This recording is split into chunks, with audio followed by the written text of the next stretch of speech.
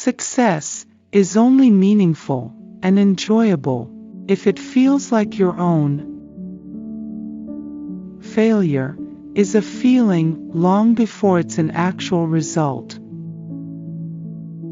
We were planting seeds of change, the fruit of which we might never see. We had to be patient.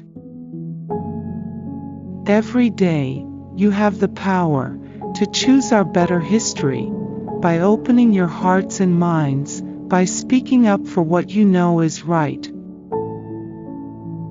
If you don't get out there and define yourself, you'll be quickly and inaccurately defined by others. I always tell young girls, surround yourself with goodness. I learned early on how to get the haters out of my life. Just try new things. Don't be afraid. Step out of your comfort zones and soar. Do not be afraid to ask for help. Nobody gets through college on their own. Find people who will make you better. Choose people who lift you up. Through my education, I didn't just develop skills.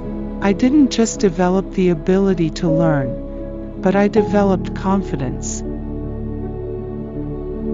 Time, as far as my father was concerned, was a gift you gave to other people. When girls are educated, their countries become stronger and more prosperous. Your story is what you have, what you will always have. It is something to own. When someone is cruel or acts like a bully, you don't stoop to their level. No, our motto is, when they go low, we go high. One of the lessons that I grew up with was to always stay true to yourself and never let what somebody else says distract you from your goals. Our greatness has always come from people who expect nothing and take nothing for granted. Folks who work hard for what they have, then reach back and help others after them. You don't have to be somebody different to be important. You're important in your own right. I never cut class. I loved getting A's. I liked being smart. I liked being on time. I thought being smart is cooler than anything in the world. Talent and effort, combined with our various backgrounds and life experiences, have always been the lifeblood of our singular American genius. Everyone on earth, they tell us, was carrying around an unseen history, and that alone deserves some tolerance. When I hear about negative and false attacks, I really don't invest any energy in them, because I know who I am. Success isn't about how much money you make. It's about the difference you make in people's lives. Now, I think it's one of the most useless questions an adult can ask a child. What do you want to be when you grow up? As if growing up is finite. As if at some point you become something and that's the end. Don't ever make decisions based on fear. Make decisions based on hope and possibility. Make decisions based on what should happen, not what shouldn't. We learned about dignity and decency, that how hard you work matters, more than how much you make, that helping others means more than just getting ahead yourself.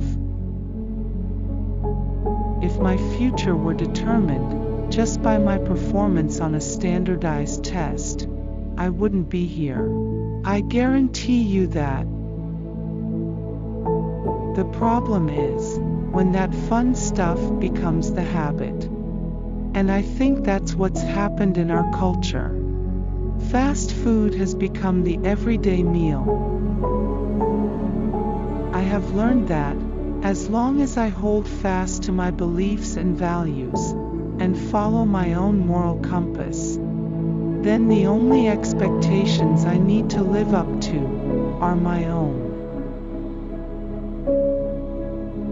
Friendships between women, as any woman will tell you, are built of 1,000 small kindnesses, swapped back and forth and over again. Strong men who are truly role models, don't need to put down women to make themselves feel powerful. With every word we utter, with every action we take, we know our kids are watching us. We as parents are their most important role models. We need to do a better job of putting ourselves higher on our own to-do list. For me, becoming isn't about arriving somewhere or achieving a certain aim. I see it instead as forward motion, a means of evolving, a way to reach continuously toward a better self.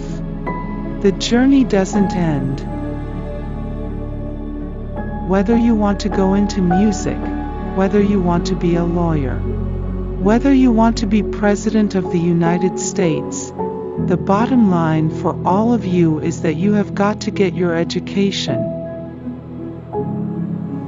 Whether you come from a council estate or a country estate, your success will be determined by your own confidence and fortitude. The difference between a broken community and a thriving one is the presence of women who are valued. The truth is, in order to get things like universal health care and a revamped education system, then someone is going to have to give up a piece of their pie so that someone else can have more. At 54, I am still in progress, and I hope that I always will be. No country can ever truly flourish if it stifles the potential of its women and deprives itself of the contributions of half its citizens. I am an example of what is possible when girls from the very beginning of their lives are loved and nurtured by people around them. I am so tired of fear. And I don't want my girls to live in a country, in a world, based on fear. Every day, the people I meet inspire me. Every day, they make me proud. Every day, they remind me how blessed we are to live in the greatest nation on earth. There are still many causes worth sacrificing for, so much history yet to be made. Being president doesn't change who you are, it reveals who you are. We're so afraid of each other. Color, wealth, these things that don't really matter, still play too much of a role in how we see one another. And it's sad, because the thing that least defines us is the color of our skin. At the end of the day, when it comes time to make that decision, as president, all you have to guide you are your values, and your vision, and the life experiences that make you who you are. My most important title is Mom-in-Chief. My daughters are still the heart of my heart, and the center of my world.